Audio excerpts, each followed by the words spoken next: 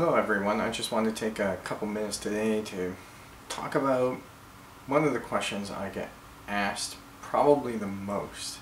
And the question I get asked the most is, how can I develop my own abilities? What do I need to do to progress, to become like you eventually, or to work on other abilities that they might have that they're not necessarily going to use for, say, doing readings or paranormal investigations. Whatever it is that the reason is to develop their abilities, it doesn't really matter. What it comes down to is just a couple of simple things to get you started. A couple of points to get you on that road to developing your abilities. The first point being, and I always tell this to everyone, is learn to listen to self. Well, what do I mean by learning to listen to self? It's actually pretty simple. It's not complicated. And how you learn to listen to self is you learn to listen to your gut. What do I mean by that? I mean by learning to listen to your intuition. Throughout our day and throughout our lives, we get signs or nudges or things that jump out at us. And those are little bits of intuition or gut feelings.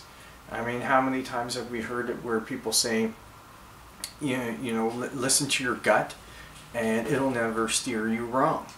Or I'm glad I followed my intuition or my gut instinct. Otherwise, this would have happened, or this wouldn't have happened. And that's what I mean by learning to listen to self. It's taking a moment to sit down and to think about and to feel self and how your intuition works. Because where that intuition is coming from is spirit guides, energy, the universe, and we're picking up on that as psychic mediums or energy workers, clairvoyants, whatever you want to call it.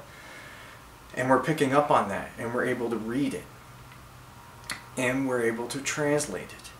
How you can develop a good intuition and listening to your gut in order to develop your abilities, the very first step I would have to say is to keep track of what you're doing in a diary, if you want to call it that. Whether it's in an actual physical book, whether you want to type it out to yourself on your computer, whether you want to email it to yourself, the medium doesn't really matter. What matters is keeping track of what you're doing, keeping track of how you felt about this, keeping track how you felt about that, keeping track of what happened in this instance that you had a moment of intuition or a moment of guidance. And write down everything. Write down exactly what happened as best as you can remember. Write down how you felt about it.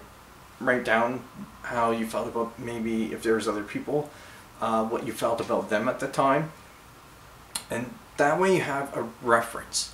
You're learning about yourself. So that later on you can go back and reference that and read through your notes and go, okay, when this happened, I felt like this. When this happened, I felt like this.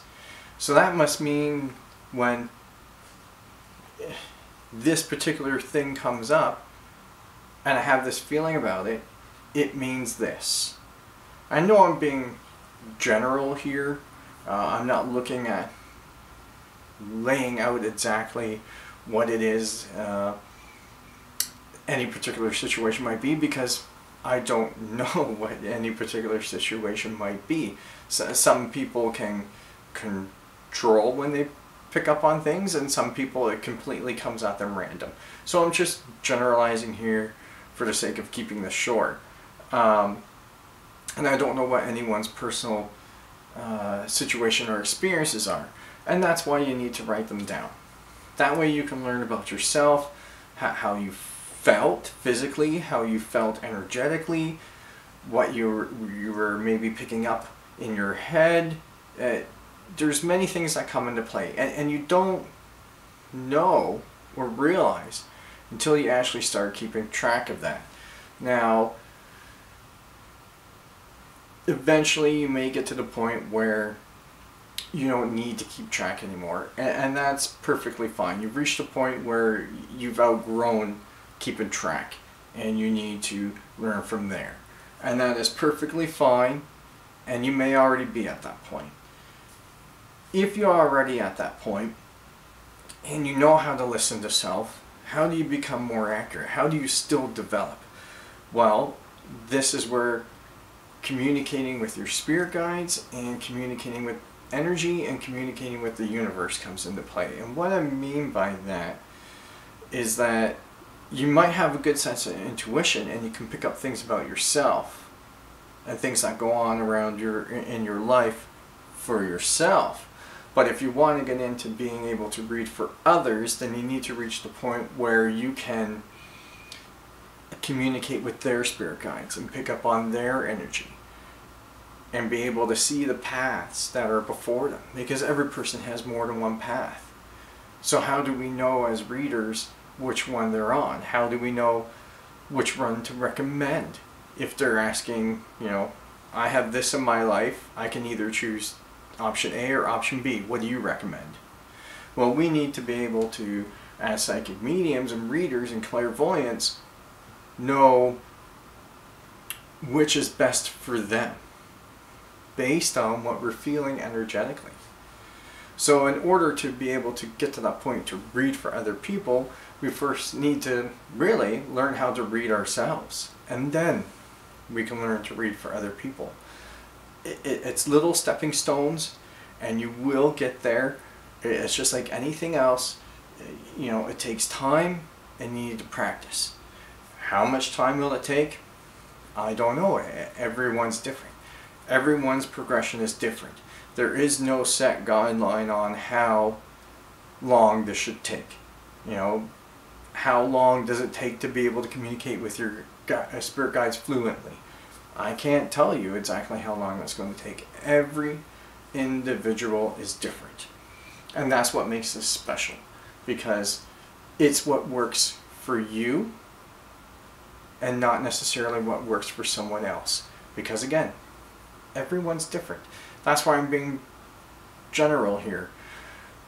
So just take what you feel would work for you and apply it and work on it, and I guarantee that eventually you will see results.